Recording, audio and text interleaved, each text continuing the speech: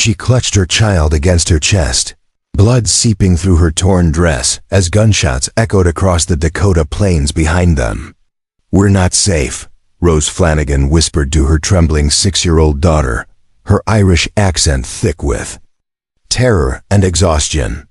Chief Kohana of the Lakota emerged from the morning mist on his painted warhorse, bronze skin gleaming, eagle feathers dancing in the wind, his dark eyes taking in the desperate white woman and the killers pursuing her.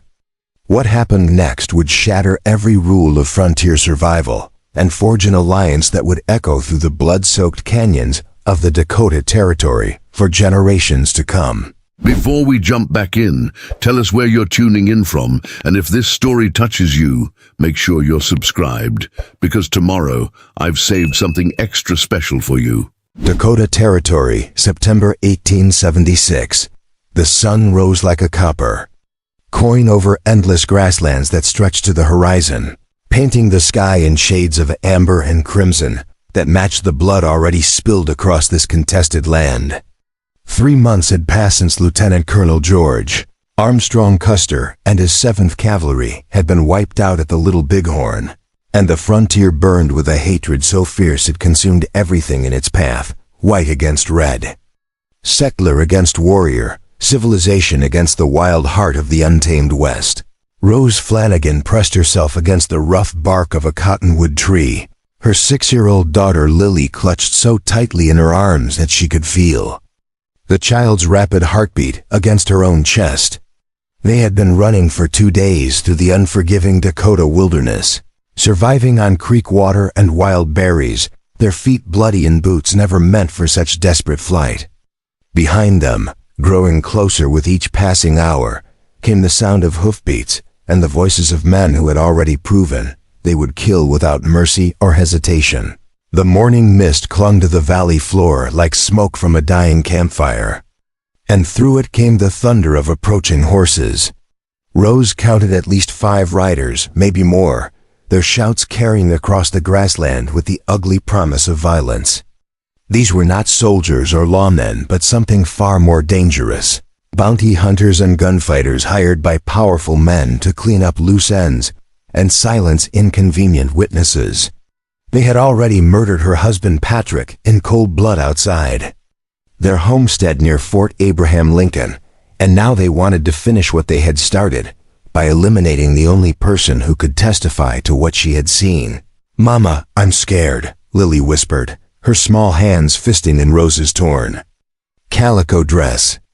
The child's auburn hair, so like her own, was tangled with burrs and prairie grass, her freckled face streaked with dirt and tears.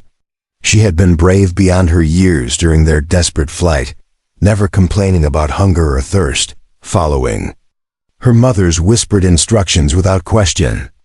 But now, with death closing in from behind and nowhere left to run, even a 6-year-old could sense that their options were running out as surely as water from a cracked canteen. "I know, sweetheart," Rose murmured, smoothing her daughter's hair with trembling fingers, "but we have to keep moving. Can you be brave for Mama just a little longer?" The Irish lilt in her voice, usually so musical and warm, now carried the weight of desperation. She had been born Rose O'Brien in County Cork, had come to America as a young woman with dreams of prosperity and freedom, had married Patrick Flanagan and followed him west to claim their piece of the frontier dream. Now that dream lay shattered, like their cabin's broken windows, destroyed by greed and corruption and the kind of evil that thrived in lawless territories where justice came from the barrel of a gun. The riders were close enough now that Rose could hear their individual voices cutting through the morning air. "Trail leads this way, toward the river," called one man with a voice like gravel grinding against stone. "Can't be more than a few hours ahead on foot." Another voice answered, younger but no less ruthless. "Boss wants this wrapped up clean. No witnesses, no loose ends, no problems." A third man laughed, the sound devoid of any warmth or humanity. "Woman and a kid shouldn't be too much trouble, even for you boys. Just make sure you don't miss like you did with the husband he took 3 bullets to put down proper." Rose closed her eyes and felt the familiar surge of grief and rage that had sustained her through 2 days of flight. Patrick had been no saint. He drank too much, gambled more than they could afford, and had a temper that sometimes got the better of his good sense. But he had loved his family fiercely, had worked from dawn to dusk trying to build something lasting in this harsh country, and he had died trying to protect information that could expose the corruption eating away at the territorial government, like rot in green timber. The men hunting them were not ordinary criminals, but hired killers working for Territorial Governor William Hartwell, a man whose legitimate political career masked dealings in illegal arms sales, land fraud, and the systematic murder of anyone who threatened to expose his crimes. The sound of hoofbeats was growing louder, accompanied now by the jingle of spurs and the creak of saddle leather. Rose could smell their horses on the wind, could almost feel the heat of their pursuit burning against her back like flame from a forge. She looked across the river valley, searching desperately for some escape route, some miracle that would save her daughter's life, even if it cost her own. The landscape offered little hope. Open grassland stretched for miles in every direction, broken only by occasional stands of cottonwoods and the serpentine curves of streams that provided insufficient cover for sustained flight. Then, emerging from the morning mist like a vision from another world, came a sight that stopped Rose's heart in her chest. A Lakota war party moved across the ridge above them, perhaps 20 warriors mounted on painted horses, their weapons gleaming in the early sunlight. At their head rode a man who commanded attention like a force of nature, tall and broad-shouldered, his long black hair decorated with eagle feathers that caught the wind, geometric war paint marking his bronze skin in patterns that spoke of victories and honor earned through countless battles. This was Chief Kohana of the Munakunju Lakota. Though Rose did not yet know his name or reputation, she knew only that he was Sioux, and that according to every story she had heard since coming to Dakota Territory, that meant death for any white person unfortunate enough to encounter a war party. The newspapers were full of accounts of scalping and torture, of entire families wiped out by savage raiders who showed no mercy to women or children.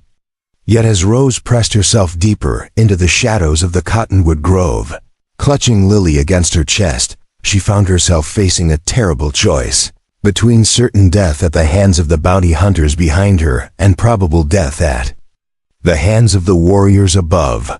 Chief Kohana sat his warhorse with the easy grace of a man born to the saddle, his dark eyes surveying the valley below with the calculating intensity of a predator studying potential threats. He had led his band through this territory for more than 20 years, had fought against the blue-coated soldiers and the endless stream of settlers who poured across the plains like locusts, devouring everything in their path. Since the victory at the greasy grass what the whites called Little Bighorn, the army had been hunting his people with renewed fury, and every day brought fresh reports of villages burned, families scattered, warriors killed in running battles across the endless grassland. The chief's attention was caught by movement in the cottonwood grove below, and his keen eyesight picked out details that would have been invisible to lesser observers. A woman in a torn dress, clearly white by her coloring and clothing, holding a small child and moving with the desperate urgency of prey fleeing hunters. Behind them, still distant, but approaching rapidly, came a group of mounted men whose posture and equipment marked them as the kind of professional killers who hired out their guns to anyone willing to pay for violence without questions or conscience. Kohana raised his hand and his warriors immediately stopped their advance, reading his gesture with the precision born of years fighting together as a unified force. They had learned to trust their chief's judgment absolutely, for his decisions had kept them alive through countless battles and narrow escapes.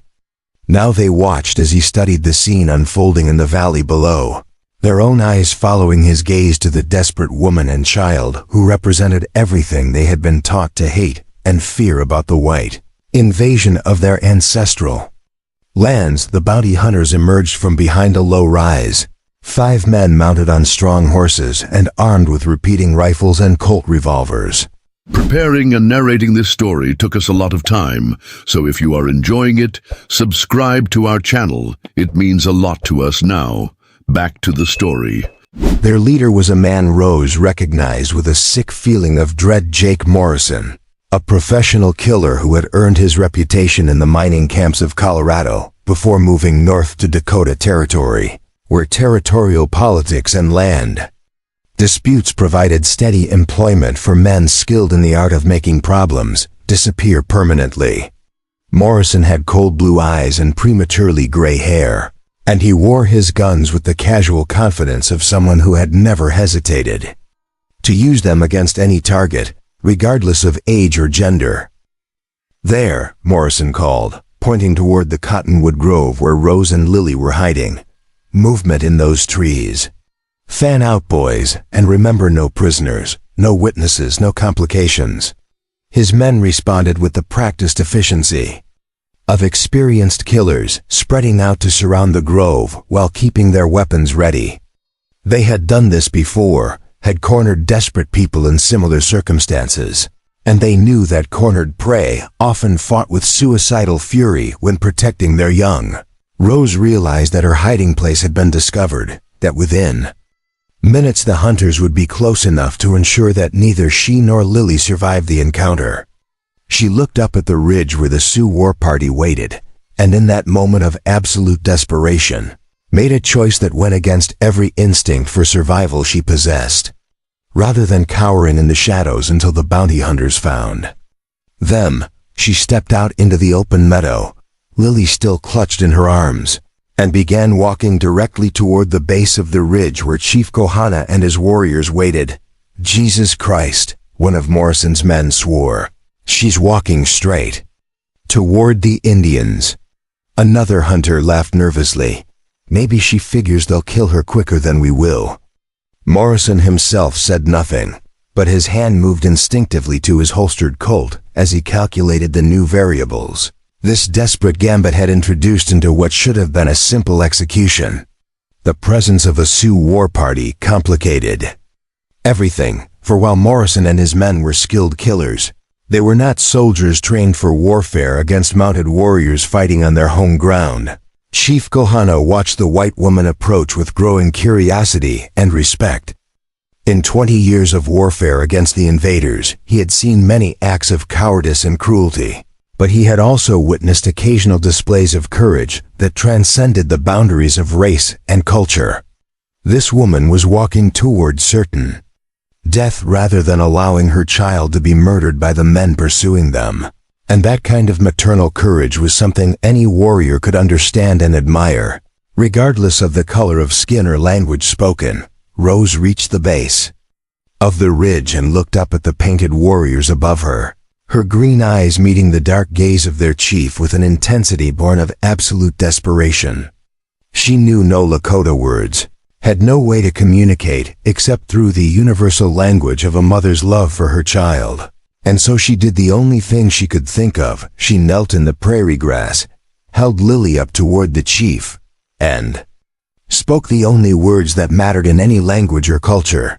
"Please, save my baby." The bounty hunters had reached the edge of the cottonwood grove and were spreading out to surround the ridge, their weapons drawn and ready. Morrison called out across the distance, his voice carrying the authority of a man accustomed to being obeyed. "You boys up there might want to step aside. This is white man's business, and it don't concern you none." The insult was deliberate, calculated to provoke the kind of angry response that would give Morrison and his men justification for the slaughter they were prepared to inflict on anyone who interfered with their mission. Chief Kohana felt the familiar fire of rage building in his chest, the same fury that had driven him to fight against the endless stream of invaders who treated his people like obstacles to be removed or animals to be exterminated. But beneath the anger was something else, a recognition of the desperate courage being displayed by the white woman kneeling in the grass below him, offering her child to strangers rather than allowing both to be murdered by the wolves in human form who had already destroyed her family. The chief nudged his warhorse forward, descending the ridge with the fluid grace of water flowing downhill. His warriors followed without hesitation, forming a protective semicircle around Rose and Lily while keeping their weapons trained on Morrison's men. The tension in the air was thick enough to cut with a knife. 5 killers facing 20 Lakota. Warriors in a confrontation that could explode into violence at the slightest provocation. Rose felt the ground vibrate under the hooves of Chief Kohana's horse as he approached, and she forced herself to remain kneeling despite every instinct, screaming at her to run or fight or do anything except present herself as a helpless target. But this was not about her own survival anymore. This was about giving Lily a chance to live, even if that chance came from the most unlikely source imaginable. She looked up into the chief's face, seeing not the savage demon described in newspaper accounts, but a man whose eyes held wisdom and strength and something that might, just possibly, be compassion. Chief Kohana brought his horse to a stop just feet from where Rose knelt, close enough that she could see the intricate beadwork on his war shirt and smell the sage smoke that clung to his long black hair.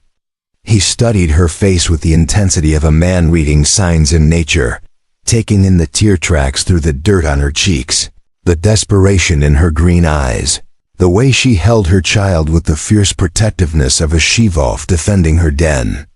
When he spoke, his voice was deep and calm, carrying the authority of leadership earned through years of making life and death decisions for his people. "You fear the men behind you more than the warriors before you," Chief Kohana said in English, marked by only the slightest accent. His ability to speak the white man's language surprised Rose, though she was too desperate to wonder how he had learned it. Why should the swift hawk concern itself with the fate of the rabbit pursued by wolves? Rose felt tears streaming down her face as she struggled to find words that might save her daughter's life. "They killed my husband," she whispered, her Irish accent thick with emotion. "He found out about corruption, about murder, about things that powerful men wanted kept secret. They'll kill us both to keep us quiet, but my little girl never hurt nobody. She don't know nothing about what her papa discovered. Please, I'm begging you, if you got any mercy in your heart, don't let them hurt my baby." Morrison and his men had moved closer during this exchange, close enough now that their voices carried clearly across the morning air. "You savages got no business interfering with civilized folks' affairs," Morrison called out, his tone deliberately insulting. "Hand over that woman and child, and we'll let you ride away without any trouble. Keep 'em, and we'll have to discuss this matter with rifles instead of words." Chief Kohana's face showed no emotion, but Rose could see his jaw tighten almost imperceptibly at the bounty hunter's words. The chief looked down at her again, studying her face with an expression that seemed to see through to her very soul. "What is your name, white woman?" he asked quietly. "Rose," she whispered. "Rose Flanagan. And this is my daughter Lily." She shifted the child in her arms so the chief could see the little girl's face, hoping that the sight of such innocence might move him to mercy. Lily looked up at the imposing figure above them with the wide-eyed wonder of childhood, showing no fear of the painted warrior whose very presence had struck terror into countless settlers across the frontier. "Rose Flanagan," Chief Kohana repeated slowly, as if testing the foreign sounds on his tongue. "The flower that grows beautiful but carries thorns to protect itself." He looked toward Morrison and his men, then back at the woman kneeling before him. When he spoke again, his words carried the weight of a decision that would echo through the decades to come. The rabbit asks the hawk for protection from the wolves.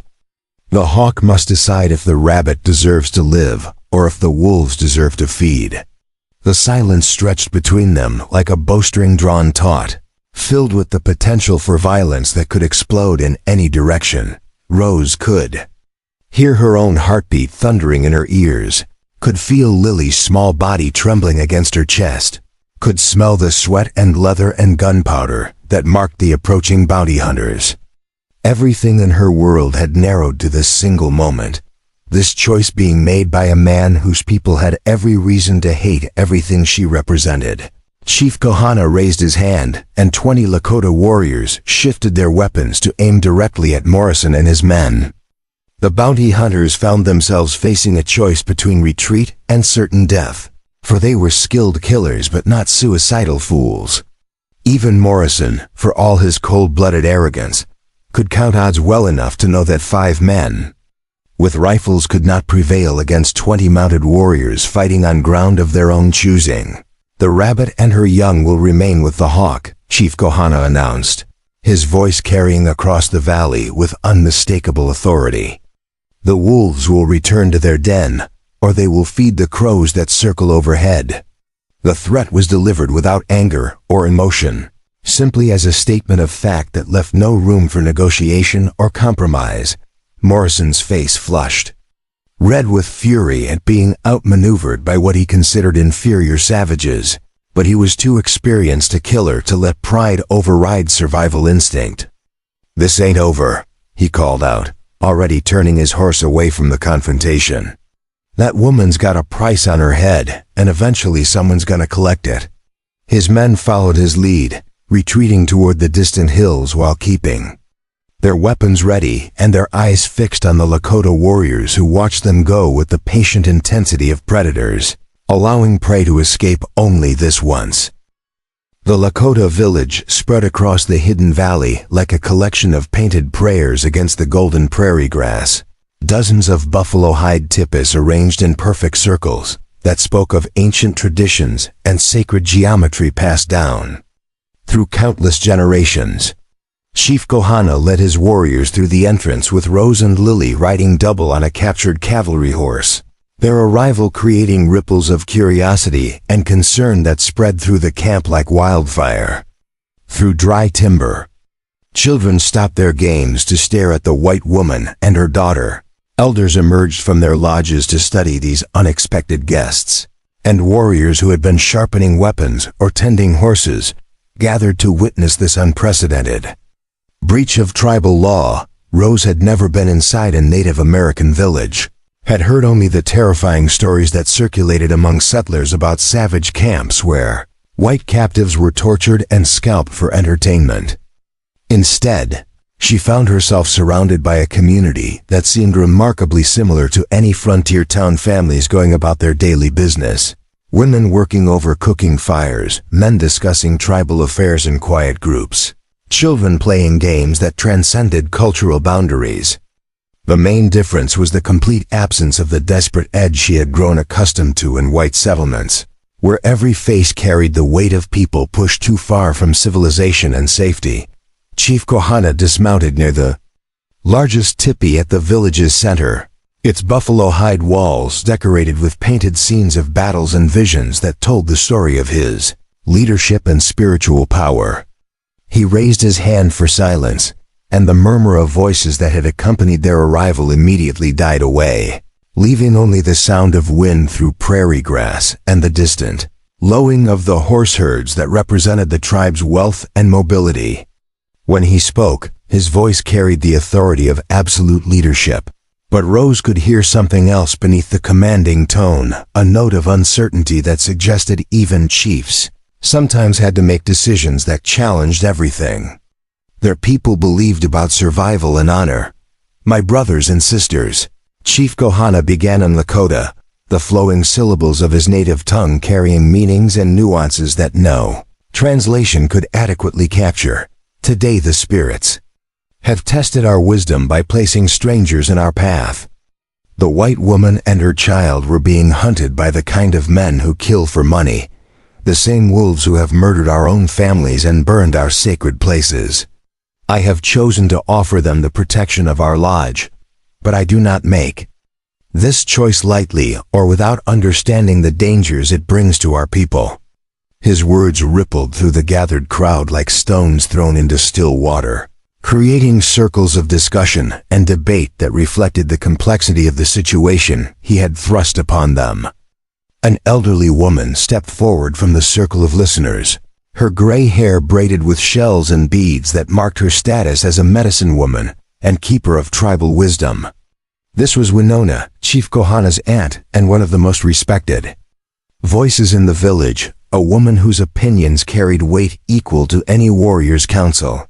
Her weathered face bore the marks of 70 winters on the plains, but her dark eyes remained sharp as obsidian blades, missing no detail of the strangers who had been brought into their midst.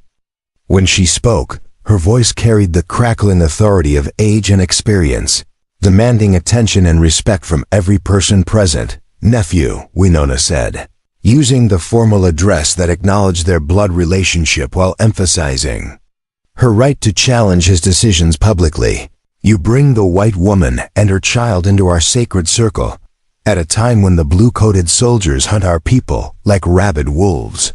Every white face that enters our territory brings danger to our families, draws the attention of those who would destroy us all for the actions of a few. How do we know these strangers are not spies sent to learn our location and numbers? How do we know their presence will not bring death to our children, as surely as winter brings snow to the high mountains?" The questions hung in the air like smoke from a ceremonial fire, demanding answers that Chief Kohana was not certain he could provide.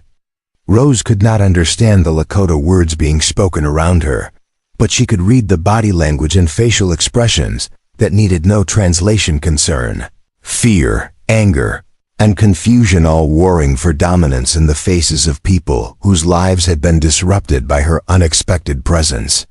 She clutched Lily closer to her chest, feeling more isolated and vulnerable than she had even during their desperate flight across the prairie.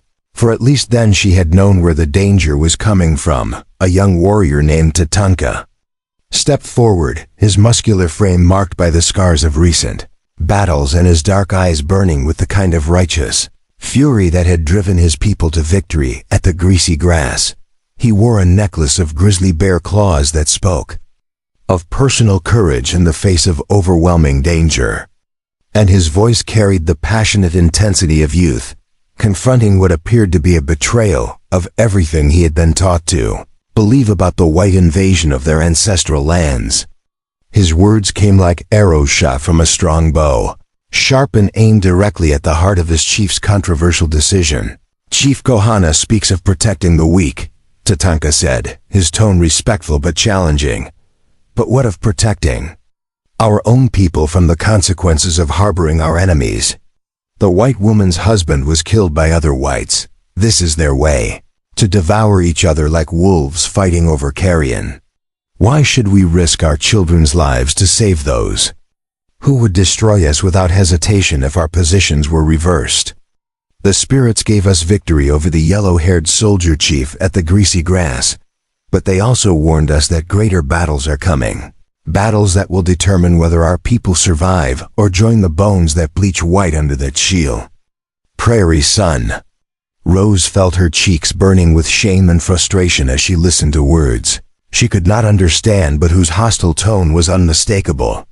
She wanted to defend herself, to explain that she had never wished harm to any Indian, that she had opposed her husband's participation in the territorial politics that had led to their current situation. But she had no words in their language, no way to bridge the gulf of mistrust and hatred that centuries of conflict had carved between their peoples. All she could do was stand silently beside Chief Kohana's horse, holding her daughter and hoping that whatever mercy had moved him to save them would prove stronger than the entirely reasonable fears of his people.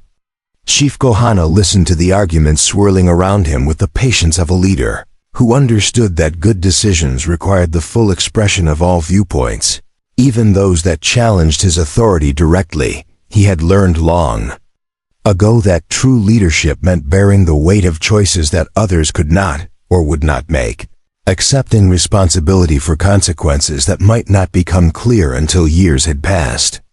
But he had also learned to trust the inner voice that had guided him through countless battles and diplomatic crises, the same spiritual instinct that had convinced him to spare the white woman and her child when logic and tradition demanded their death or abandonment. The debate continued for nearly an hour, voices rising and falling like the natural rhythm of wind through canyon walls.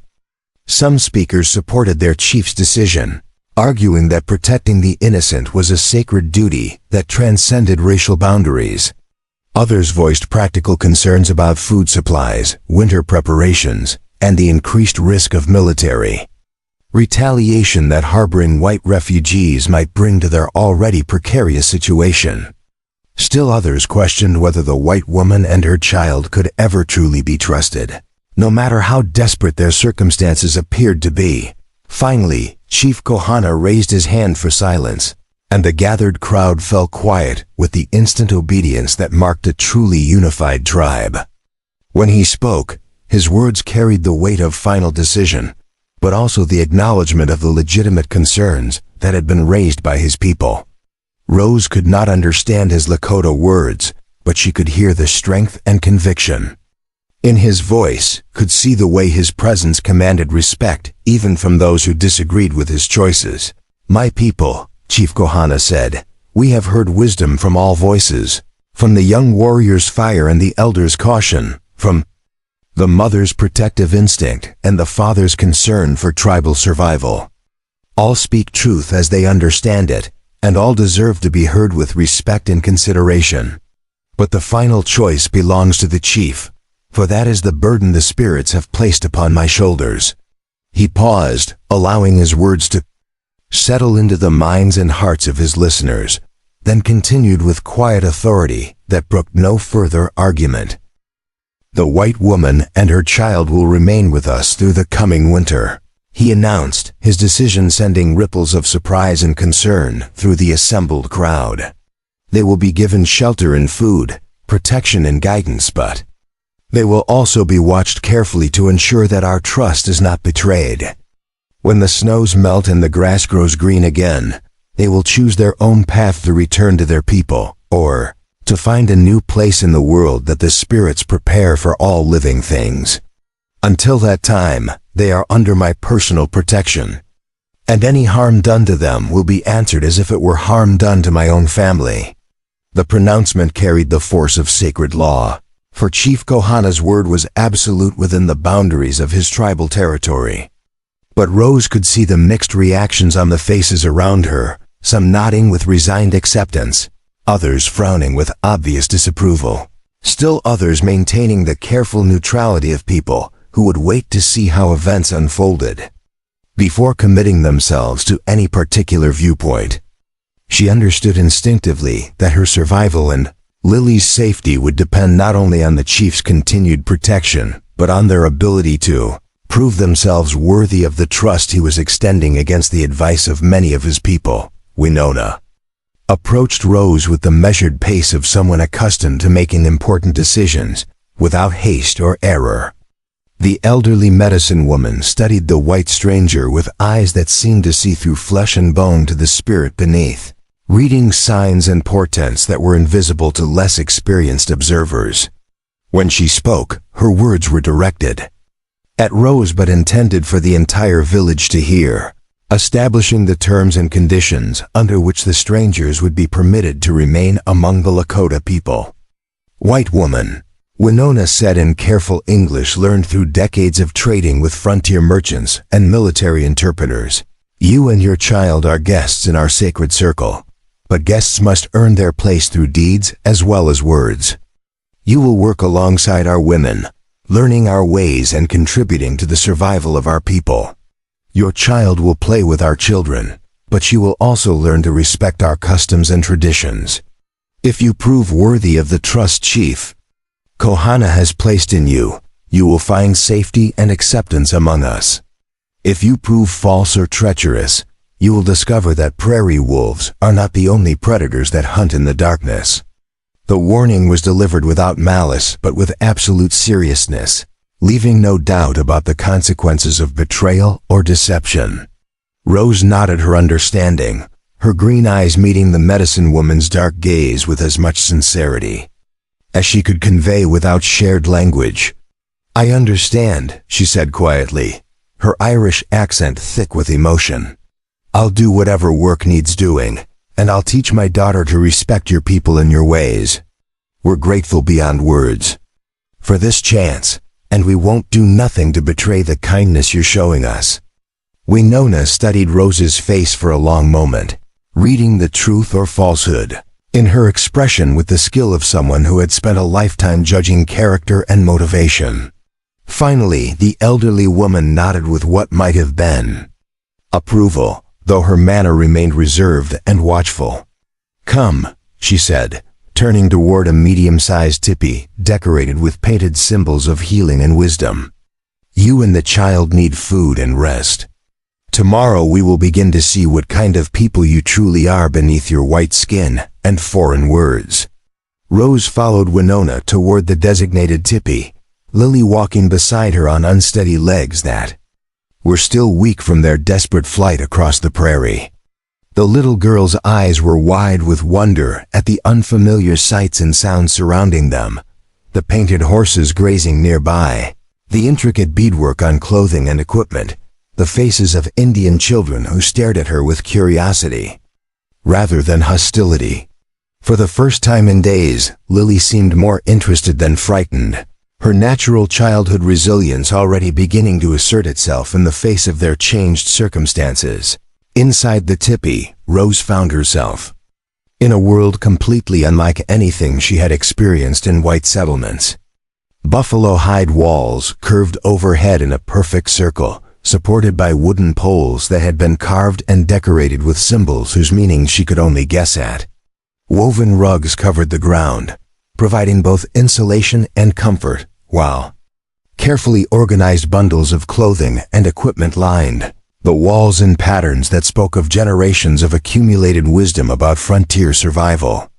A small fire pit in the center provided light and warmth, its smoke rising through an opening at the tipi's apex that could be adjusted to control ventilation and temperature.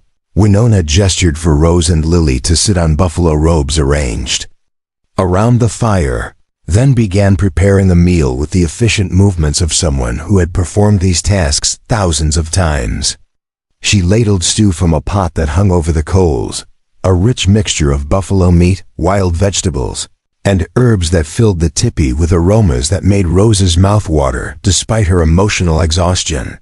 The medicine woman also produced a leather pouch containing pemmican, a concentrated mixture of meat, fat, and berries that could sustain travelers for days when fresh food was unavailable. As they ate in companionable silence, Rose found herself studying her hostess with growing respect and curiosity. Winona moved with the graceful economy of motion that marked people who had lived their entire lives in harmony with harsh natural conditions, never wasting energy or resources but always accomplishing necessary tasks with skill and precision.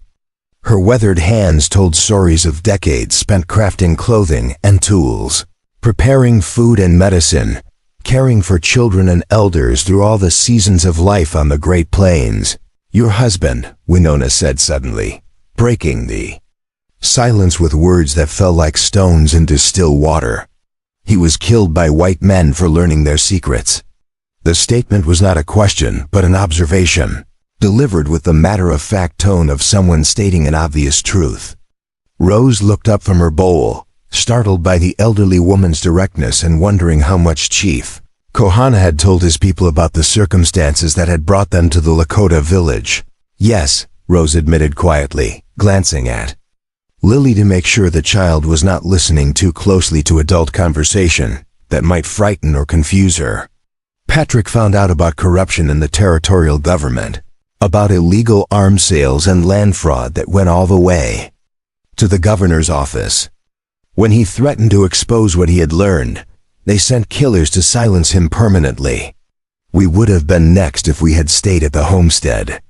Winona nodded with grim understanding, her expression suggesting that the story Rose had just told was neither surprising nor unusual in her experience. "White men destroy each other for pieces of paper and metal coins," she observed with the philosophical detachment of someone who had witnessed centuries of such behavior from the sidelines. "They fight wars over land that belongs to no one. Kill families for secrets that will be forgotten before the next snow falls. It is their nature, like the scorpion that stings even when stinging brings death to itself and its victim." The harsh assessment stung Rose's pride, for she had always considered herself and Patrick to be different from the kind of people who engaged in such brutal behavior. But she could not deny the accuracy of Winona's words, could not argue. With observations based on decades of watching white civilization impose itself on the frontier through violence and deception, all she could do was hope that her actions during the coming winter would prove that not all white people deserved to be painted with the same broad brush of condemnation. "But you ran to protect your child," Winona continued, her tone softening slightly as she acknowledged the maternal courage that transcended racial boundaries. "This shows wisdom and strength that even our enemies can recognize and respect. A mother who will face death to save her young is someone who understands what truly matters in this world of temporary things." The elderly woman's approval, grudging though it was, felt like a small victory to Rose, a first step toward earning acceptance among people who had every reason to distrust her kind. As evening shadows lengthened outside the teepee, Winona began teaching Rose and Lily basic words in Lakota, names for common objects, simple phrases of greeting and gratitude, the pronunciation of tribal names and customs that would help them navigate their new circumstances with less confusion and misunderstanding. Rose found herself surprised by the complexity and beauty of the language, its flowing syllables and precise distinctions, creating meanings and relationships that English could not adequately express. Lily proved to be a quick student, her young mind absorbing new sounds and concepts with the remarkable adaptability of childhood. She practiced Lakota words with the same enthusiasm she had once shown for Irish songs and English nursery rhymes, treating the language learning as a game rather than a survival necessity. Watching her daughter begin to bridge the cultural gap between their old life and their new situation, Rose felt a spark of hope that perhaps they could find a place among these people who had shown them unexpected mercy. As full darkness settled over the prairie, the sounds of the village gradually quieted into the peaceful rhythm of a community preparing for sleep. Children were called into their family lodges, cooking fires were banked for the night, and guards took their positions around the camp's perimeter to watch for threats that might emerge from the surrounding darkness. Rose lay on buffalo robes beside her daughter, listening to night sounds that were both foreign and strangely comforting. Wind through tippy poles, the distant howling of wolves, the soft voices of parents singing lullabies to their children. In an ancient language that predated all the conflicts and misunderstandings that had brought her to this place, Chief Kohana appeared at the tipi entrance just as Rose was beginning to drift toward sleep, his tall silhouette framed against the star-filled sky. He spoke quietly with Winona in rapid Lakota, their conversation too quick and complex for Rose to follow with her limited vocabulary.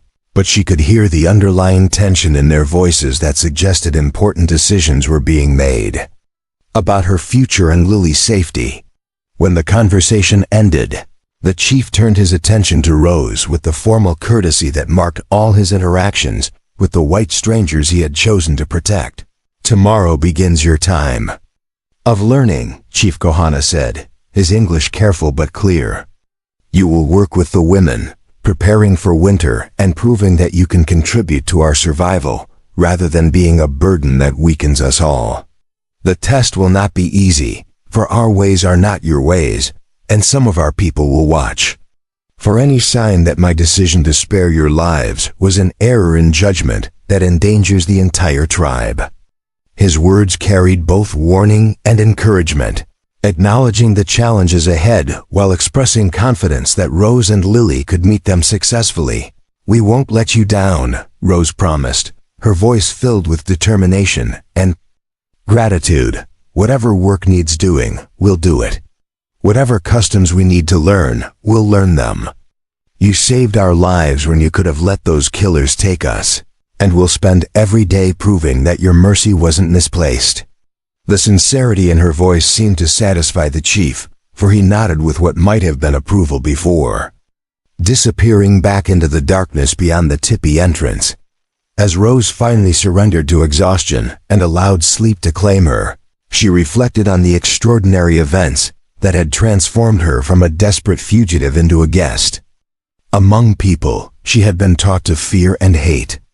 Tomorrow would bring new challenges and tests of character that would determine whether she and Lily could find permanent sanctuary among the Lakota.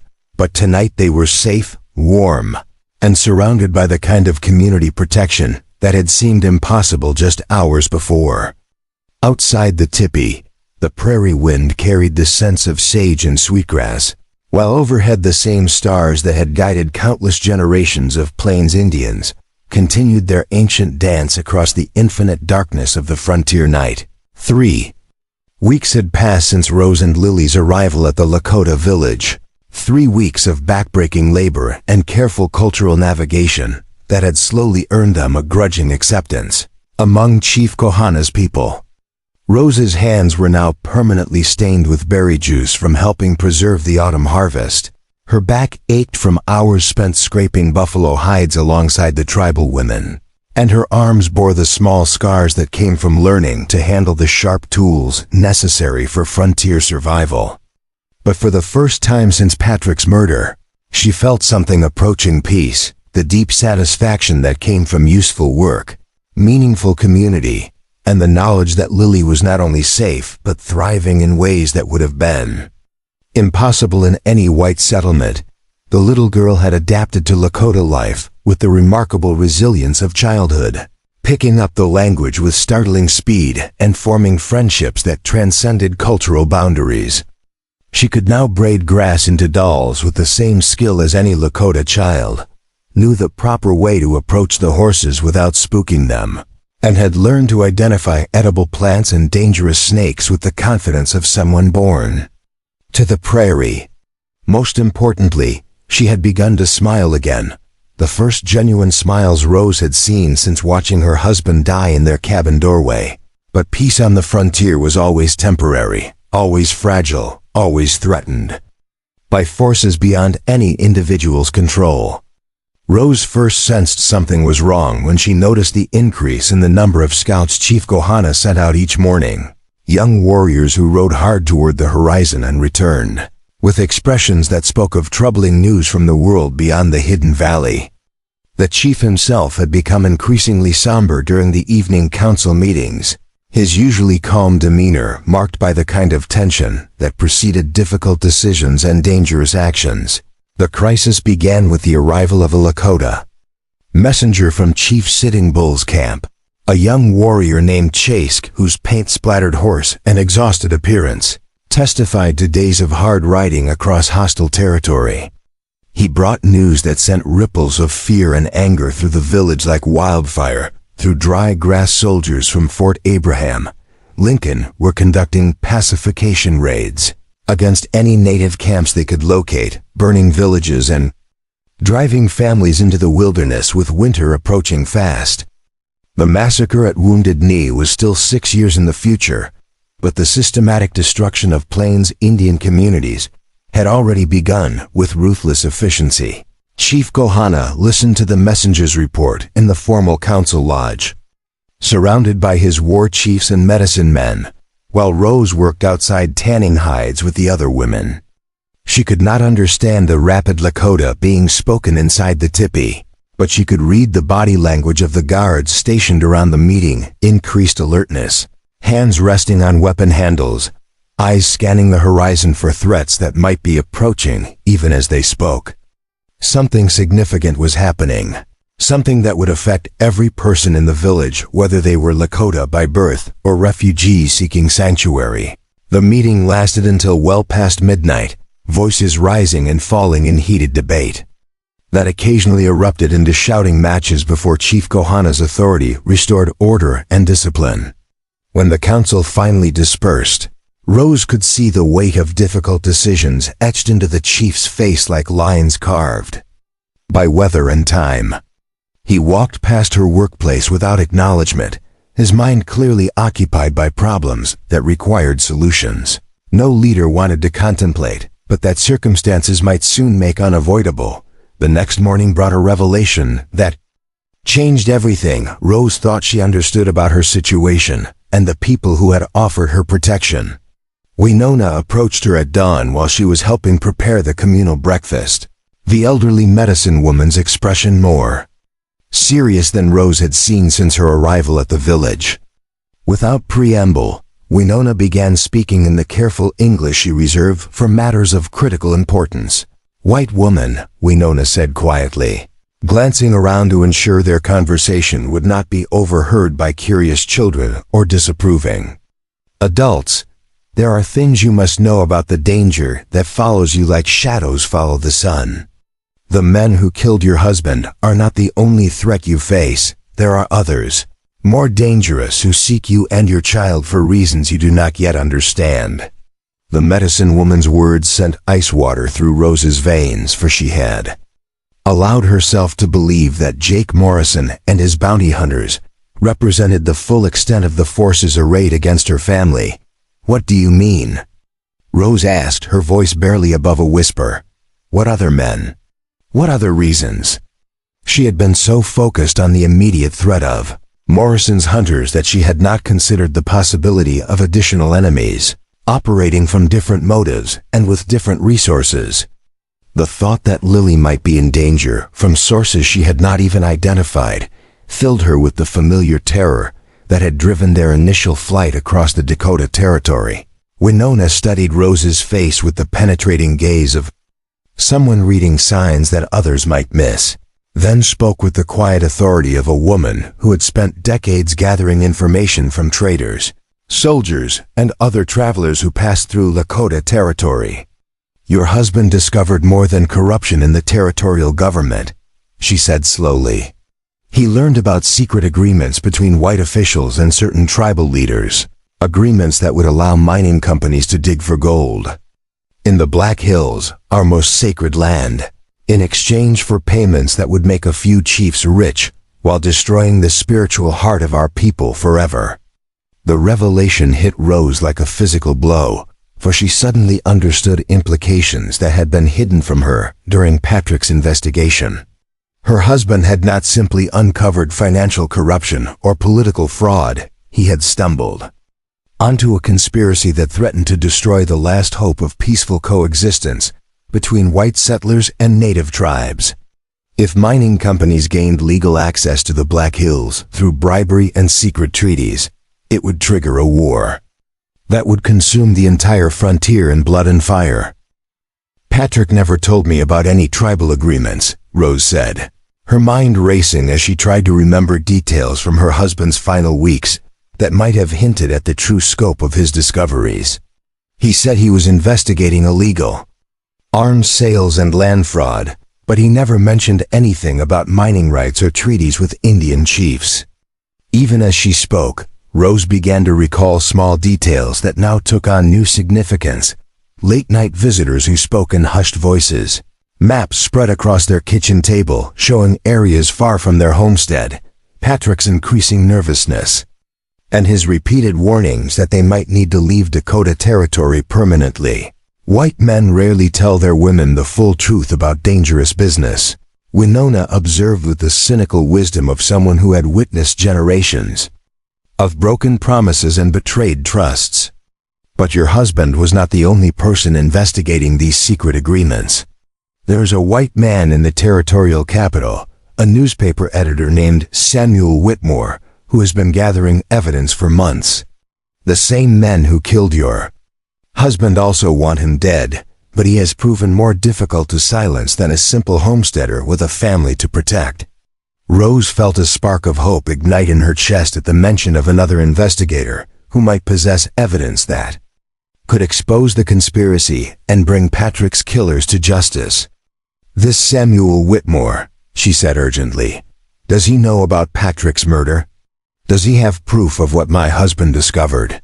The possibility that Patrick's death might not have been in vain, that his sacrifice might ultimately serve to protect the very people who had given her sanctuary, provided a sense of purpose that had been missing from her life since their flight from the homestead."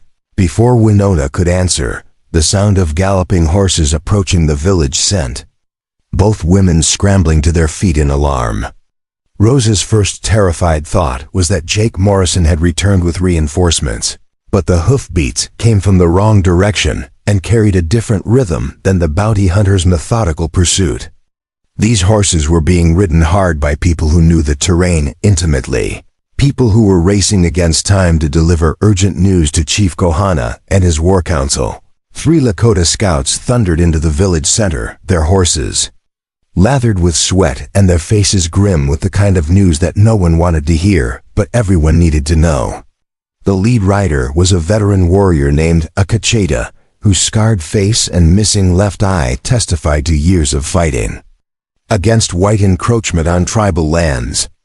He dismounted before his horse had fully stopped and strode directly toward Chief Kohana's lodge, his urgent manner sending ripples of anxiety through the families who were just beginning their morning routines. Rose could not understand the rapid Lakota conversation that followed, but she could read the increasingly tense body language of the warriors who gathered around the scouts to hear their report. Chief Kohana emerged from his tipi with the controlled urgency of a leader responding to crisis, his weathered face showing no emotion, but his eyes reflecting the kind of calculation that preceded life or death decisions. Whatever news the scouts had brought, it was serious enough to warrant immediate action and careful planning. Winona grabbed Rose's arm with surprising strength, her elderly fingers digging into flesh like talons as she listened to the scout's report with growing alarm. "Soldiers," she whispered in English, her voice tight with fear and anger. 3 companies of cavalry from Fort Abraham Lincoln, moving this way with Indian guides and supply wagons. They are not just raiding parties looking for isolated camps. This is a major operation designed to locate and destroy any village large enough to threaten white settlements. The medicine woman's words confirmed Rose's worst fears about the consequences of their presence among the Lakota people. Chief Kohana raised his hand for silence, and the gathered crowd immediately fell quiet, despite the urgency of the situation. When he spoke, his voice carried the calm authority of a leader who had faced similar crises many times before. But Rose could detect an underlying current of tension that suggested this threat was more serious than most. His words were addressed to the entire village, but his eyes found Rose's face in the crowd with an intensity that made her stomach clench with anticipation of bad news. "My people," Chief Kohana said in Lakota, his formal tone indicating that he was making announcements that would affect everyone present. "The blue-coated soldiers have left their fort with orders to find and punish any village that harbors enemies of their government. They carry special instructions to capture or kill any white civilians who have joined with Indian peoples, for the territorial authorities consider such alliances to be acts of treason against the United States." The chief's eyes remained fixed on Rose as he spoke, making clear that these orders applied directly to her and Lily's situation.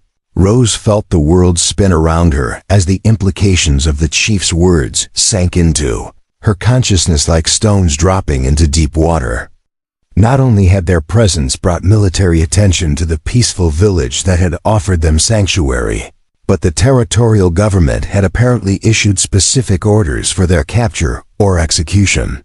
She was no longer simply a witness to corruption who needed to be silenced. She had become a symbol of racial collaboration that threatened the white power structure's control over frontier territories.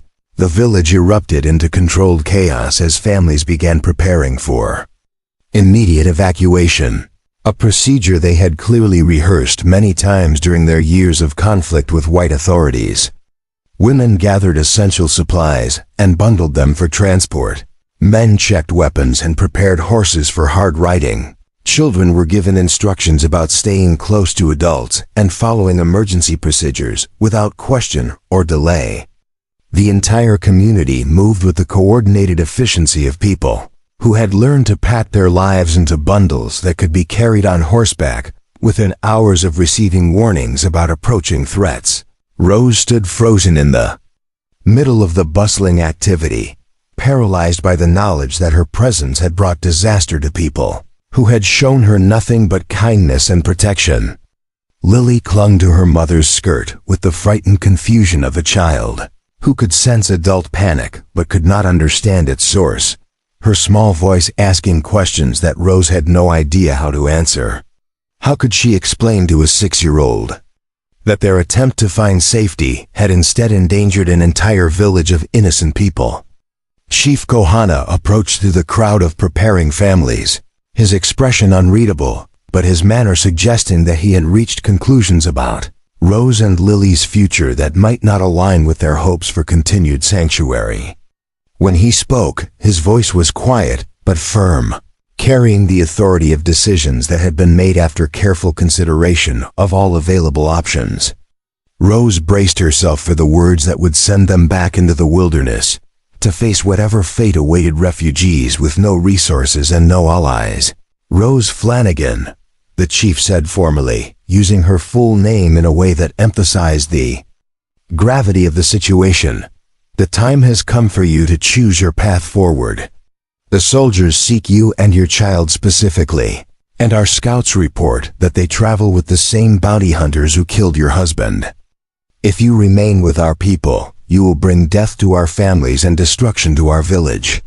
If you leave, you will almost certainly face capture or death within days. He paused, allowing the impossible nature of her choice to sink in, before continuing with words that would change everything once again. But there is a third path, Chief Kohana continued, one that requires great courage and carries great risk, but offers the possibility of justice for your husband's murder, and safety for our people. The newspaperman Samuel Whitmore has sent word through trusted messengers that he possesses evidence that could destroy the conspiracy your husband died investigating. If that evidence reaches the territorial capital and is published in his newspaper, it will expose the corruption that threatens both our peoples. The chief's proposal hung in the air like smoke from a signal fire, offering hope and danger in equal measure. Rose felt her heart pounding as she realized what Chief Kohana was suggesting. A dangerous journey across hostile territory to reach a white man who might or might not be trustworthy, carrying information that could either save or doom everyone involved in its publication. You want me to go to the territorial capital, she said slowly, to meet with this Samuel Whitmore and help him publish the evidence Patrick died gathering. The plan was audacious in its simplicity and terrifying in its implications, requiring her to trust not only strangers, but also her ability to navigate political and criminal forces that had already proven their willingness to kill. Not just you, Chief Kohana replied, his words dropping like stones into still water. I will personally escort you and your child to meet with Whitmore, for this fight concerns my people as much as yours. If the secret treaties are allowed to stand, the sacred Black Hills will be destroyed and our resistance to white encroachment will be broken forever. Better to face the soldiers in open battle than to watch our spiritual homeland be sold to the highest bidder by chiefs who care more for white man's gold than their people's survival. The offer of personal protection from the Lakota chief himself was both an incredible honor and a terrifying responsibility. Before Rose could respond to this unexpected proposal, the sound of gunfire erupted from the village's eastern perimeter, where the scouts had been positioned to watch for approaching threats. The sharp crack of rifle fire was answered immediately by the deeper boom of military carbines, indicating that the cavalry force had arrived much sooner than anticipated, and was already engaging the Lakota defenders in deadly combat. Chief Kohana's face hardened into a mask of controlled fury as he realized that their time for planning and preparation had just run out. It seems the choice has been made for us, the chief said grimly, drawing his Winchester rifle from its decorated scabbard and checking the action with practiced efficiency. The soldiers have found our village despite our precautions, and they come with orders to take no prisoners and leave no witnesses. Now we fight not for politics or treaties, but for the survival of everyone in this camp. The transformation from thoughtful leader to war chief happened in seconds, Chief Kohana's entire demeanor shifting to accommodate the deadly realities of frontier combat. Rose grabbed Lily and pulled the child close as warriors streamed past them toward the sound of gunfire. their painted faces set with the grim determination of men who knew they were fighting for the lives of their families. The peaceful morning had been shattered by violence as surely as a stone thrown through glass, and Rose realized with sick certainty that the sanctuary they had found among the Lakota was about to be destroyed by the same forces that had already taken her husband's life. Whatever happened in the next few hours would determine not only their own survival, but the fate of an entire community that had shown them mercy when the rest of the world had turned away. The battle for the Hidden Valley had begun, and Rose Flanagan found herself once again caught between worlds, holding her daughter close while warriors and soldiers prepared to shed blood over secrets that powerful men would kill to protect and that ordinary people would die trying to expose. In the distance, the sound of cavalry bugles mixed with Lakota war cries, creating a symphony of violence that would echo across the Dakota territory long after the last shot was fired and the last warrior fell. The battle raged for 3 hours under the merciless Dakota sun, turning the peaceful valley into a killing ground where the acrid smoke of gunpowder mixed with the screams of wounded men and horses. Chief Kohana fought like a man possessed, his Winchester rifle spitting death at blue-coated soldiers who had violated his people's sanctuary with orders to show no mercy to anyone they found within the camp's boundaries. Rose crouched behind an overturned supply wagon with Lily pressed against her chest, both of them covered in dust and debris from bullets that whined overhead like angry hornets seeking targets among the desperate defenders. The cavalry had attacked from 3 directions simultaneously, their seasoned officers having learned bitter lessons from previous encounters with Plains Indian warfare tactics.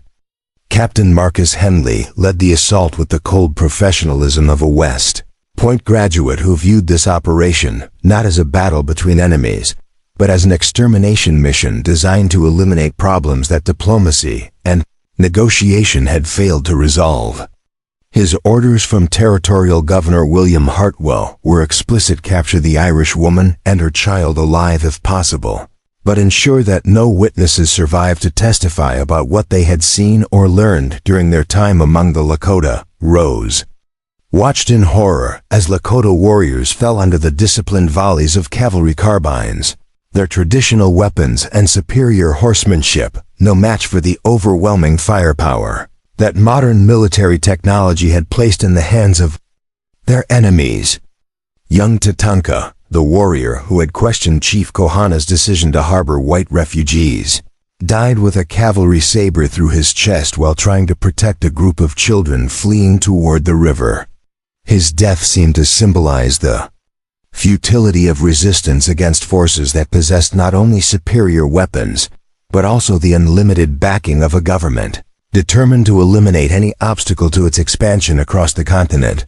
But the Lakota did not die easily or without exacting a terrible price from their attackers.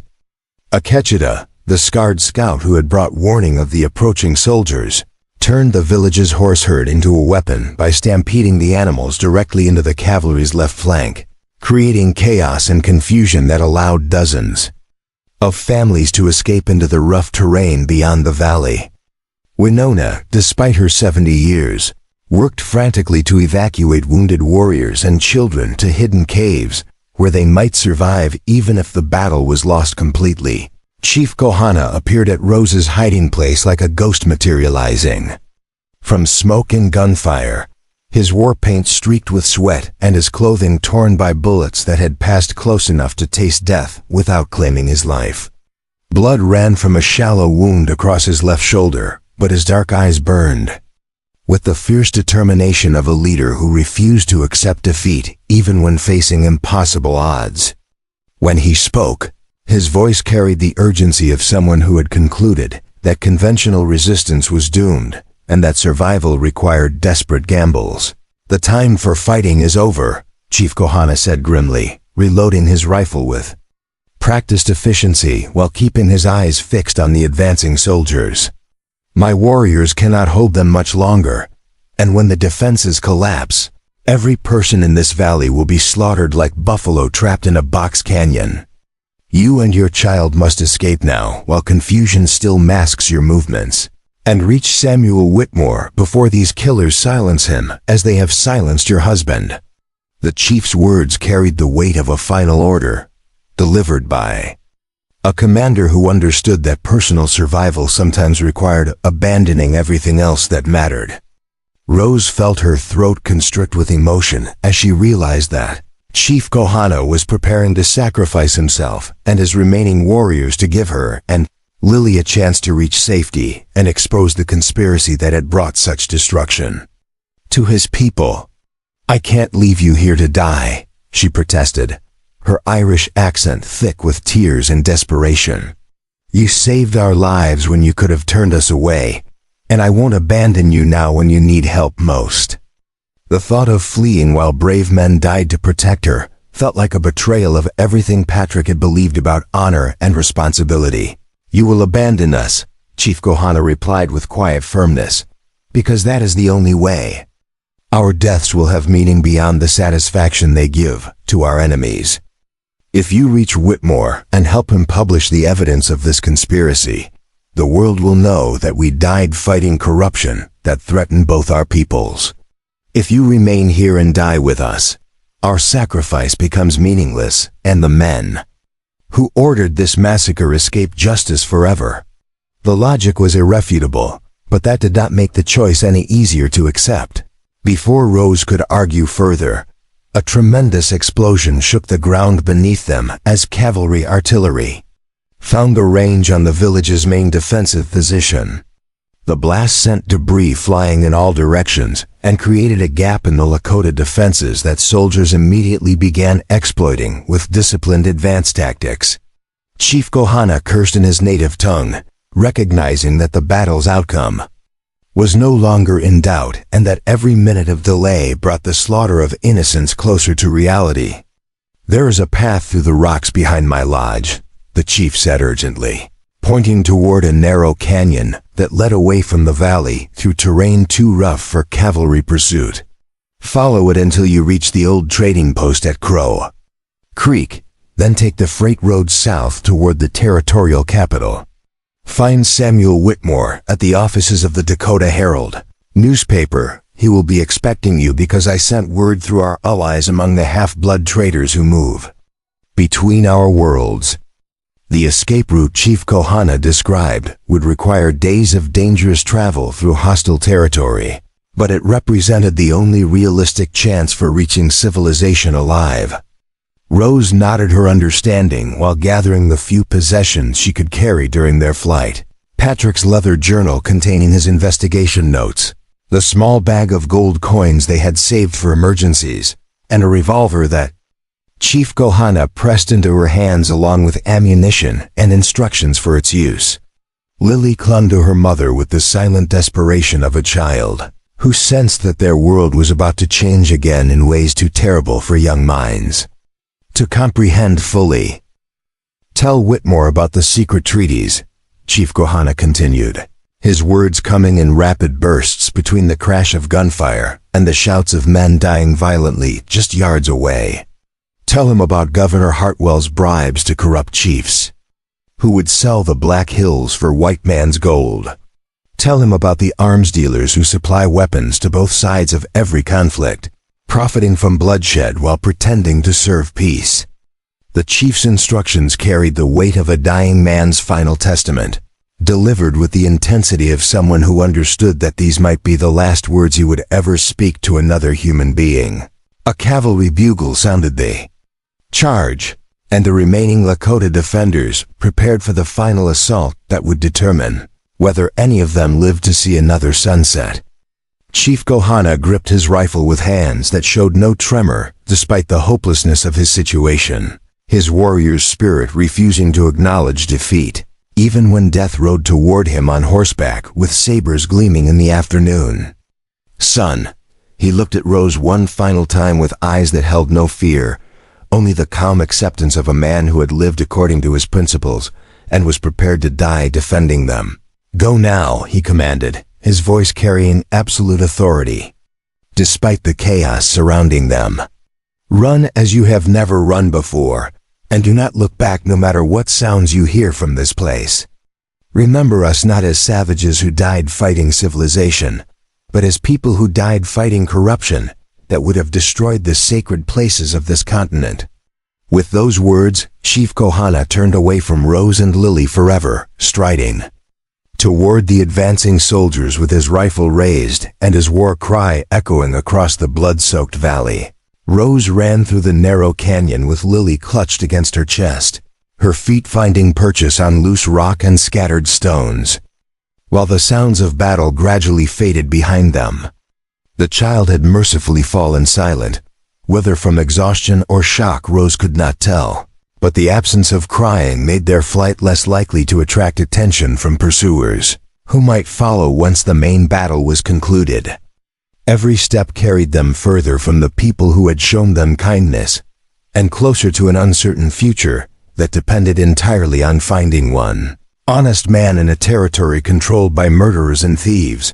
The sun was setting behind the western mountains when Rose finally collapsed beside a small stream, her legs shaking from hours of desperate flight over terrain that seemed designed to break the spirit of anyone foolish enough to attempt crossing it on foot.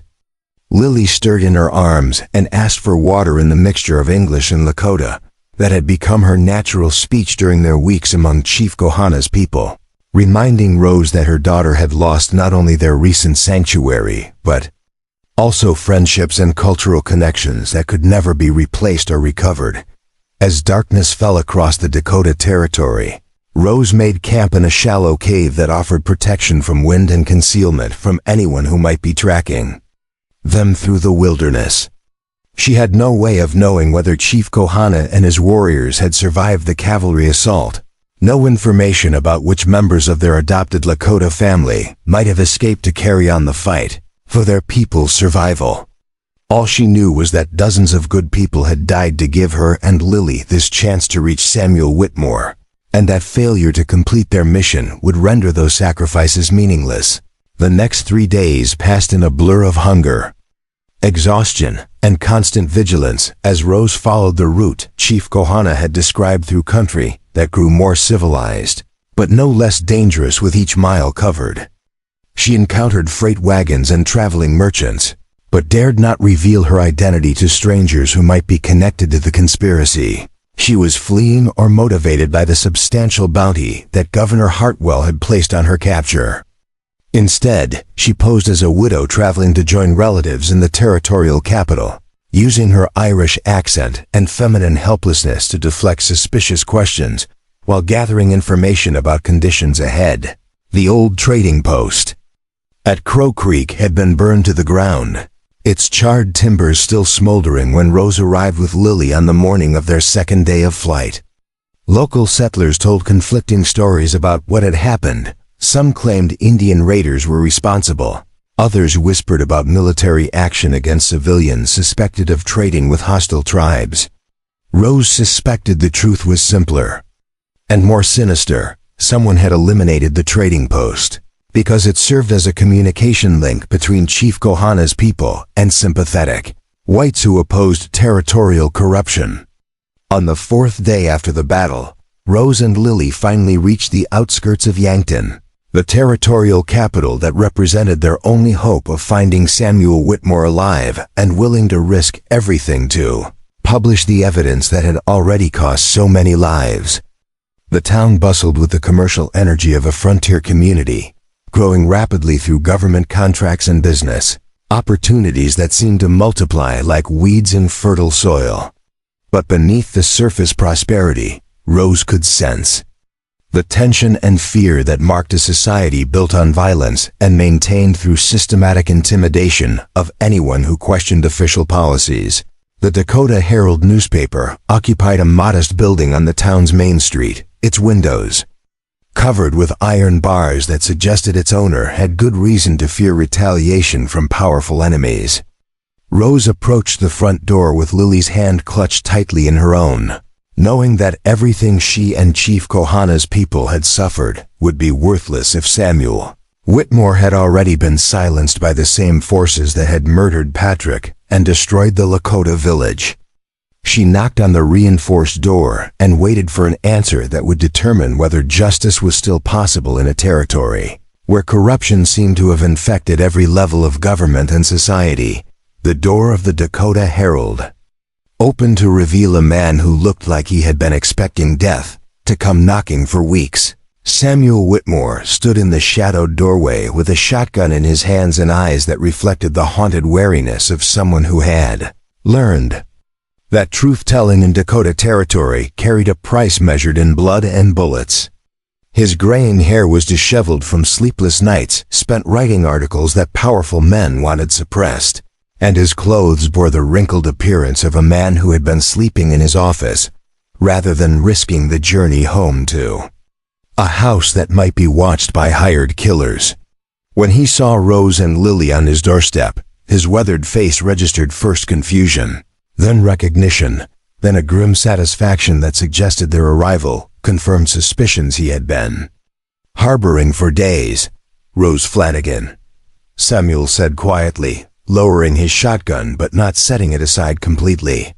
"Chief Kohana's messenger told me you might be coming, though I wasn't certain you'd survive the journey through territory that's crawling with bounty hunters and cavalry patrols looking for Irish widows traveling with small children." His voice carried the careful neutrality of a newspaperman who had learned to verify every story before committing to belief, but his eyes showed the compassion of someone who understood the cost of standing against corruption in a lawless frontier territory. Rose felt tears of relief streaming down her face as she realized that Chief Kohana's final message had indeed reached its intended recipient, that the Lakota chief's sacrifice had not been entirely in vain despite the destruction of his village and the slaughter of his people. "Mr. Whitmore," she said, her Irish accent thick with emotion and exhaustion, "I've brought the evidence my husband died gathering, and I've seen things that prove the conspiracy goes deeper than either of you suspected. But first you need to know that Chief Kohana and his entire village are dead, murdered by cavalry soldiers acting on direct orders from Governor Hartwell himself." The newspaper editor's face went pale as he absorbed the implications of Rose's words, understanding immediately that the massacre of an entire Lakota village represented an escalation of violence that would have far-reaching consequences for everyone involved in exposing territorial corruption. "Come inside quickly," Samuel urged, glancing up and down the street to ensure their conversation had not been observed by unfriendly eyes. "We have much to discuss and very little time to discuss it, because Governor Hartwell's people have been increasing pressure on anyone who opposes their agenda."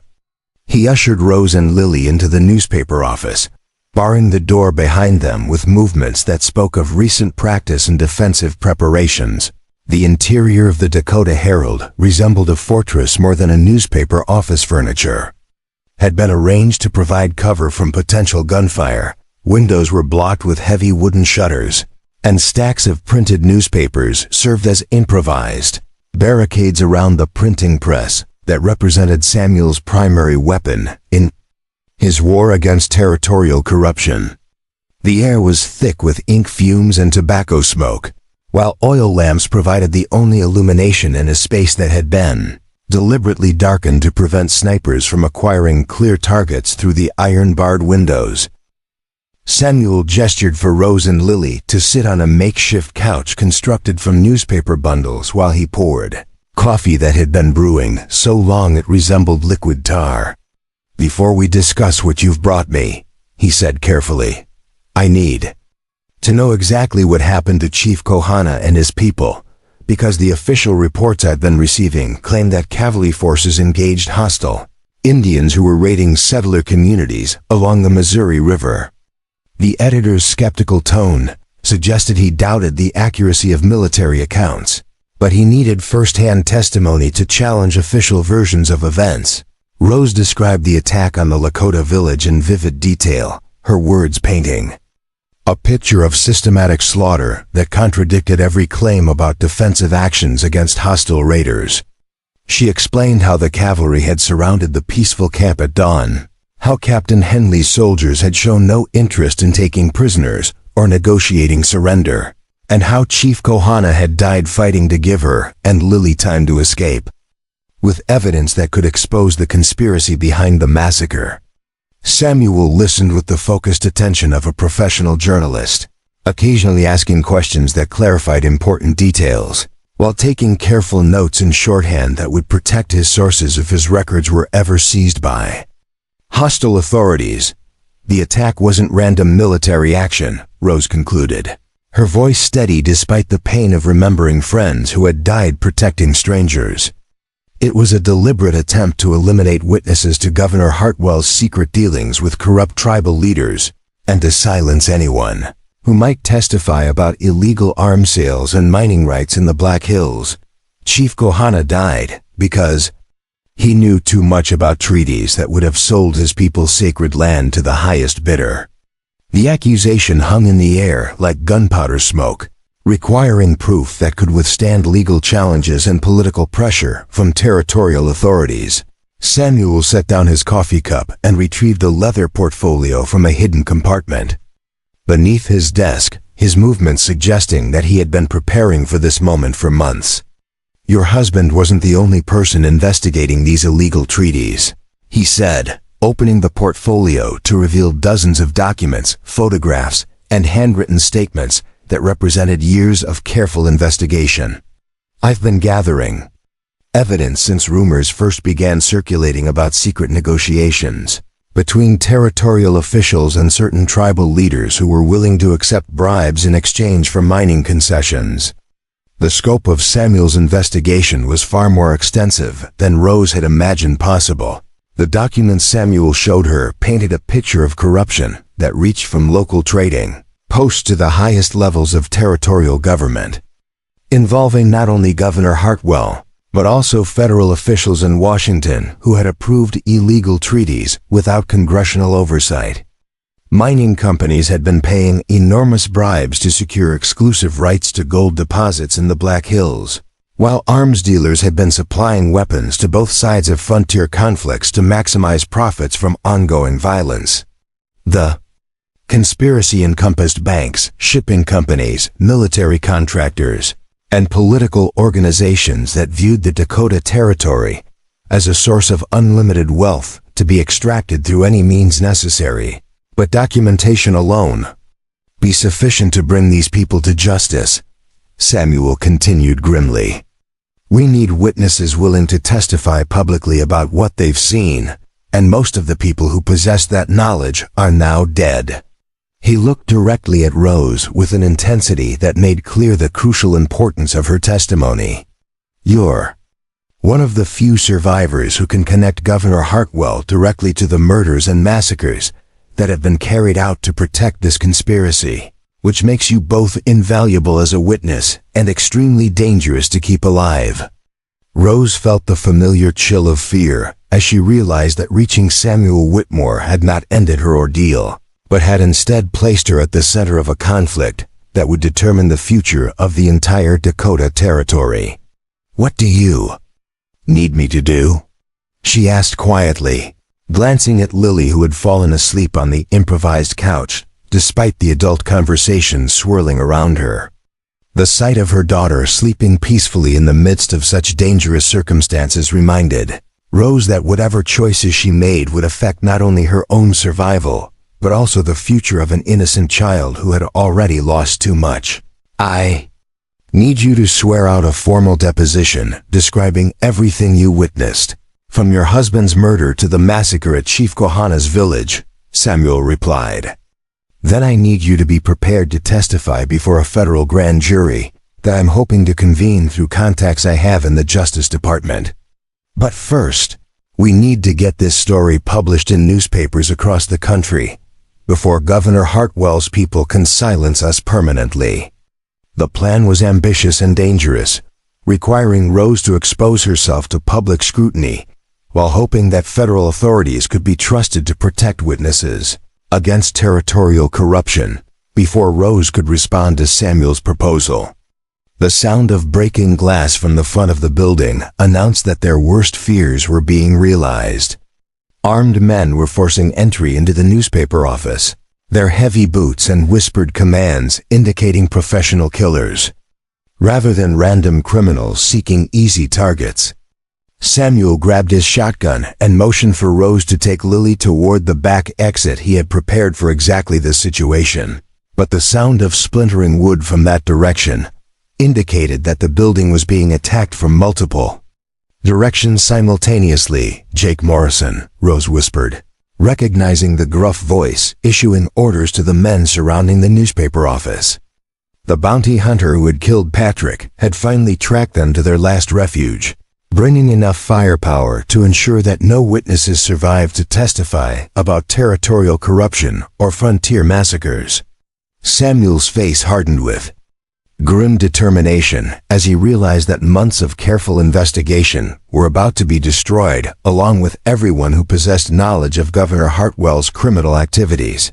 "There's a printing press in the basement," Samuel said, urgently, handing Rose a key while keeping his shotgun trained on the barricaded front entrance. "The type is already set for tomorrow's edition, including your husband's story and Chief Kohana's testimony about the illegal treaties. If you can start the press running, we can at least get the truth published before they kill us all." The request was essentially a death sentence, requiring Rose to venture into the building's lower level while armed killers secured the upper floors. But it represented the only chance of ensuring that so many sacrifices would not be completely meaningless. Rose took the key with hands that trembled despite her determination to see this mission through to its conclusion, whatever the personal cost might be. She had fled across half the Dakota territory, had seen good people die protecting her family, and had carried Patrick's investigation notes through dangers that would have broken weaker spirits. Now, with Lily's future hanging in the balance, and the truth about territorial corruption finally within reach of publication, she was not going to surrender to the same forces that had already taken everything else that mattered to her. The basement of the Dakota Herald contained the heart of Samuel Whitmore's operation, a massive printing press surrounded by cases of type, stacks of blank newsprint, and containers of ink that could transform mere words into weapons capable of destroying political careers and criminal enterprises.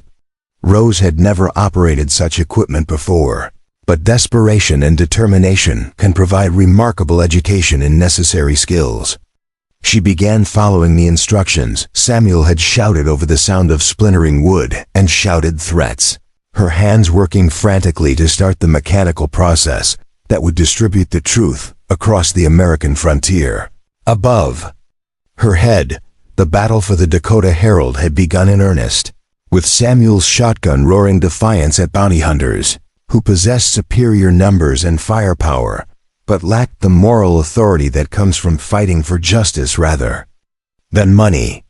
Rose could hear furniture being overturned, glass breaking, and men cursing as they encountered more resistance than they had expected from a single newspaper editor armed with frontier determination and nothing left to lose. Every sound reminded her that time was running out. That failure to complete the printing process would mean that Patrick's murder, Chief Kohana's sacrifice, and Samuel's courage would all be forgotten in the official silence that followed successful assassinations. The printing press began to turn with mechanical precision, each revolution producing newspapers that contained evidence capable of destroying Governor Hartwell's criminal empire and exposing the conspiracy that had cost so many innocent lives. Rose fed paper into the machine with the focused intensity of someone whose entire world had narrowed to this single task.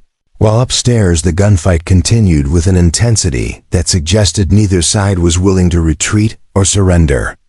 Whatever happened in the next few minutes would determine whether truth or corruption would prevail in the Dakota territory, and Rose Flanagan was determined to ensure that her family's sacrifices would not be in vain. The printing press churned out newspapers with mechanical determination, while the gunfight above Rose's head reached a crescendo of violence that shook dust from the basement ceiling and sent spent cartridge cases clattering down the wooden stairs like deadly rain.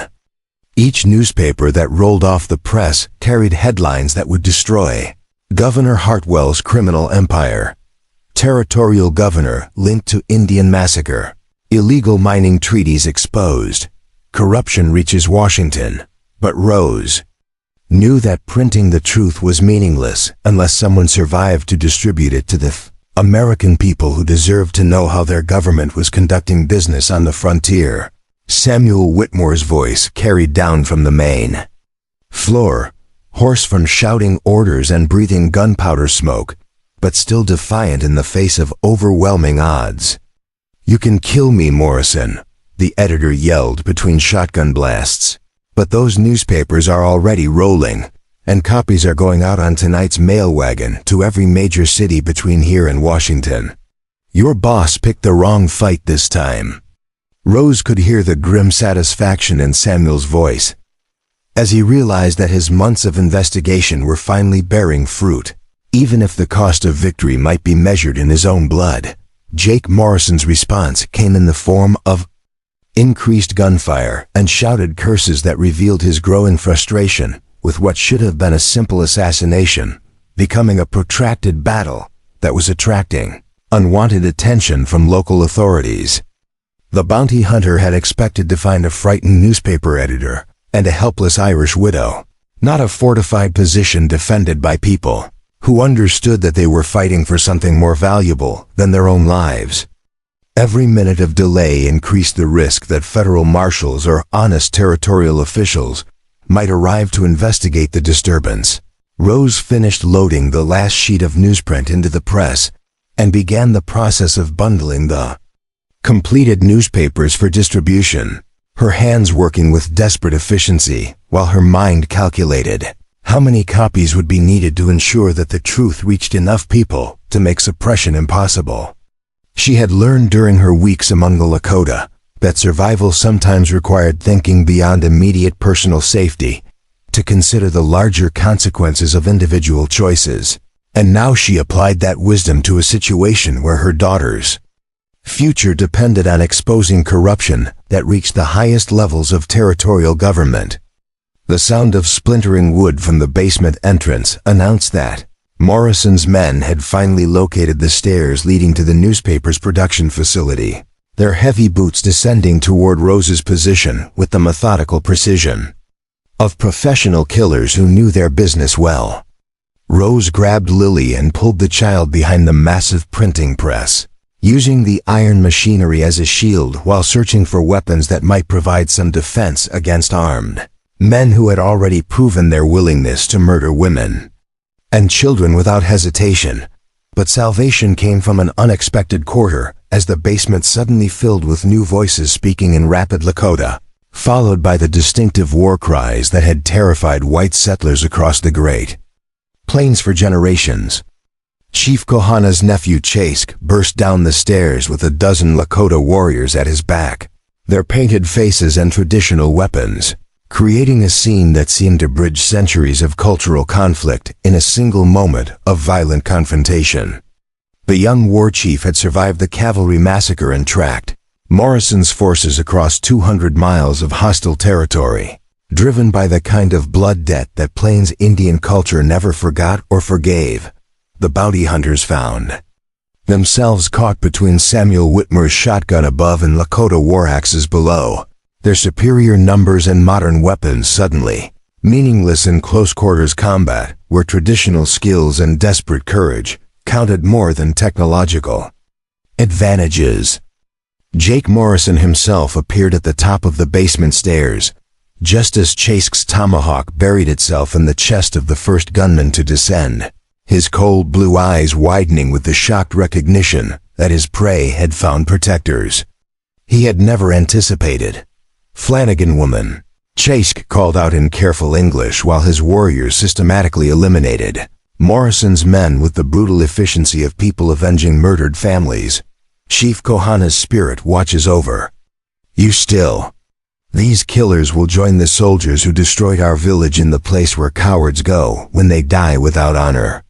The young war chief's words carried both comfort and menace, acknowledging the debt his people owed Rose while promising that justice would be delivered according to Lakota traditions rather than white man's law. Rose clutched Lily against her chest, and watched in fascination and horror as the basement became a battleground where 2 centuries of frontier conflict played out in miniature, with Lakota warriors using traditional weapons to protect an Irish immigrant family from American criminals who served corrupt territorial officials. The irony of the situation was not lost on her. She had found safety among people her own culture had taught her to fear, while facing death from representatives of the civilization she had once trusted to protect the innocent. Jake Morrison retreated up the stairs as his men fell to Lakota war axes and knives, his survival instincts finally overcoming his professional pride, as he realized that this mission had become a disaster that threatened not only his life, but also the entire conspiracy he had been hired to protect. But Samuel Whitmore was waiting at the top of the stairs with his shotgun trained on the bounty hunter's chest, the newspaper editor's weathered face showing the kind of grim satisfaction that comes from seeing evil finally face the consequences of its choices. "It's over, Morrison," Samuel said quietly, his finger steady on the shotgun's trigger. "The newspapers are printed, the evidence is documented, and there are too many witnesses for Governor Hartwell to silence everyone who knows the truth about his criminal activities. You can die here fighting people who have nothing left to lose. Or you can surrender and hope that federal authorities show more mercy than you've shown to innocent families." The offer was delivered without conviction, for Samuel understood that men like Morrison rarely chose surrender when violence remained an option. But Jake Morrison was nothing if not a pragmatist who understood when circumstances had shifted beyond his control or ability to influence through traditional methods of intimidation and murder. The bounty hunter slowly raised his hands above his head, his cold eyes calculating odds and options while his surviving men followed his example. Rather than face the combined wrath of Lakota warriors and an armed newspaper editor who had clearly prepared for this confrontation, the surrender was tactical rather than genuine, designed to preserve options for future action rather than accept permanent defeat.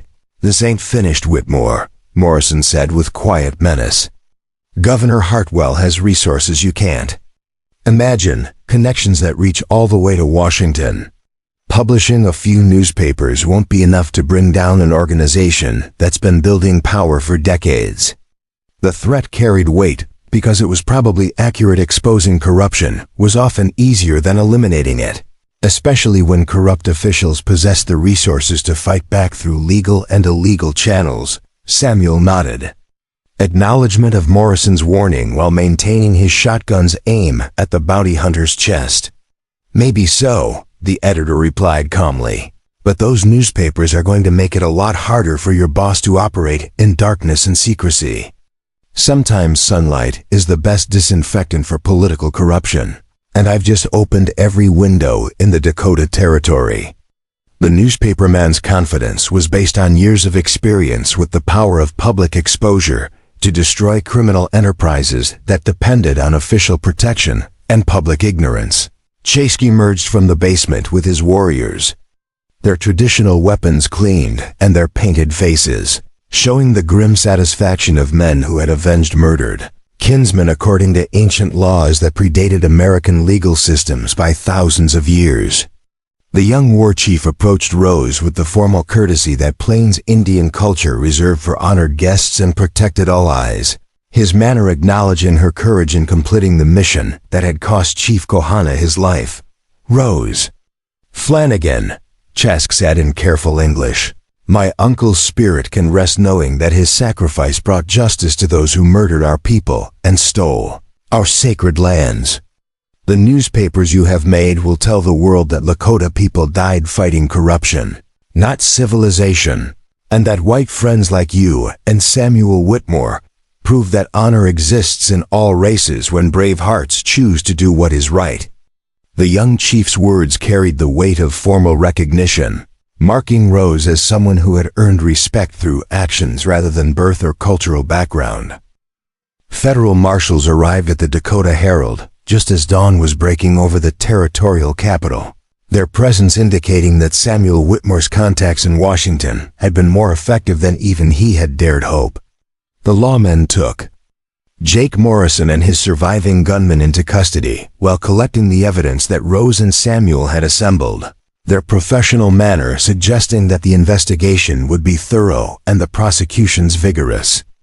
Governor Hartwell's arrest followed within hours, along with dozens of other territorial officials whose names appeared in the illegal treaties and bribery documents. 3 months later, Rose Flanagan stood in a federal courtroom in Chicago, her testimony helping to convict the last of the conspirators who had murdered her husband and destroyed Chief Kohana's village. The trial had attracted national attention, with newspapers across the country publishing detailed accounts of territorial corruption that reached from local trading posts to the highest levels of government. Public outrage had forced Congress to investigate conditions in Western territories and implement reforms designed to prevent future massacres of both settlers and Native Americans. But Rose's greatest victory was not legal or political, but personal. Lily had thrived during their months in Chicago, attending school and making friends while her mother testified before grand juries and congressional committees. The little girl spoke fluent Lakota, as well as English and Irish Gaelic, her multicultural education reflecting the frontier reality that survival often required cooperation across racial and cultural boundaries that politicians preferred to maintain for their own advantage. Samuel Whitmore had relocated his newspaper to Chicago after the Dakota Herald building was destroyed by mysterious fires that followed Governor Hartwell's arrest, but he continued investigating frontier corruption. With the backing of Eastern investors who understood that honest journalism served important public interests, his work had helped establish new policies for territorial governance and military operations that reduced opportunities for the kind of systemic corruption that had once flourished in isolated regions where federal oversight was minimal. Chase and the surviving members of Chief Kohana's band had been granted reservation land in Montana Territory, where they were attempting to rebuild their community while maintaining the traditional ways that defined Lakota culture and spiritual practice. The young war chief had kept his promise to protect Rose and Lily, sending warriors to escort them safely to Chicago when threats against their lives continued even after the conspiracy's exposure. His people remembered those who had stood with them during dark times, and such debts of honor were never forgotten or dismissed. On a warm spring evening in 1878, Rose sat on the porch of her Chicago boarding house, watching Lily play with neighborhood children while reading a letter from Chase that described progress in establishing schools and medical facilities on the Montana reservation. The letter was written in English, but it contained Lakota phrases that carried meanings no translation could adequately capture. Concepts of honor, family, and spiritual connection that had sustained Plains Indian peoples through centuries. Of challenges and changes, Mama, Lily asked, running up to the porch with grass stains on her dress and joy in her eyes. Will we ever go back to Dakota Territory to visit Chief Kohana's grave? The question carried the innocent hope of childhood that difficult journeys and dangerous destinations might somehow become safe through the simple passage of time and the triumph of good over evil in adult conflicts. Rose pulled her daughter close and looked toward the western horizon where the sun was setting in colors that reminded her of autumn mornings on the Great Plains, when she had awakened in a Lakota village surrounded by people who had chosen mercy over vengeance and protection over profit. Someday, she promised quietly, her Irish accent softened by years of speaking multiple languages and living among diverse communities. When you're older, we'll return to pay our respects to all the brave people who died so that we could have this new life in a place where truth matters more than power. The evening breeze carried the sounds of a growing city streetcars and factory whistles, immigrant voices speaking dozens of languages, children playing games that bridged old world traditions and new world possibilities. But Rose could also hear something else in that urban symphony, the echoes of war cries and gunshots, of printing presses and courtroom testimony, of all the sounds that marked the frontier's gradual transformation from a place of violence and exploitation into something approaching justice and opportunity. for people brave enough to fight for what was right. As darkness settled over Chicago and gas lamps began to flicker on along the busy streets, Rose Flanagan held her daughter close and reflected on the extraordinary journey that had brought them from a burning homestead in Dakota Territory to safety and prosperity in one of America's greatest cities. They had survived because good people, both white and Indian, had chosen courage over comfort and principle over profit when choices mattered most.